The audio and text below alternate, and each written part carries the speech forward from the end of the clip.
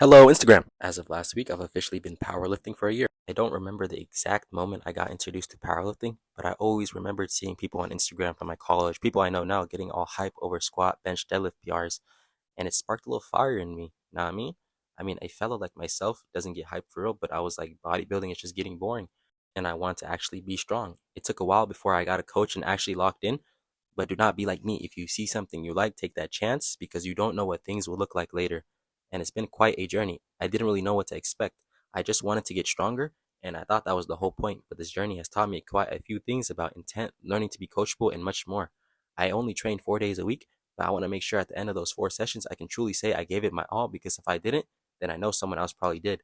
So showing up with that intent and making sure I'm actually applying the things I'm learning because in some sense, this is like an actual sport and I need to treat myself like an athlete, taking in the advice, actually trying to do everything I'm meant to do because powerlifting is hard. And if I'm not showing up to better myself, then what am I doing?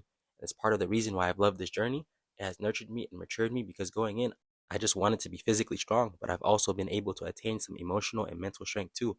Sometimes I don't want to do my back down sets or accessories, but if I'm not giving it 100% and getting it done, then someone else is. So it's pushed me to become more disciplined and hold myself to a higher standard. Not in the sense I get an ego, but in the sense that in the gym, outside life, or whatever, if things get hard, you show up even harder, and that shows up in the improvement on my bench. At first, I couldn't create an arch, I couldn't unrack without my butt falling, I couldn't do this, I couldn't do that.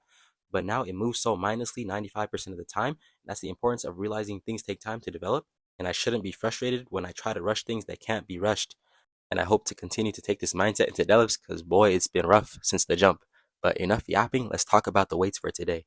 I came into this session feeling locked in like never before. I had the numbers in mind and I was confident to hit them. For a squat earlier, we had a top set of 345 for 3 and a back down set of 315 for 5. And it finally feels like my squat is being redeemed.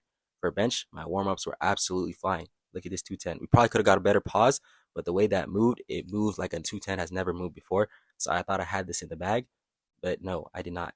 Something fell off straight from the lift off, and as you can see on the second rep, I don't know, something happened with my left shoulder.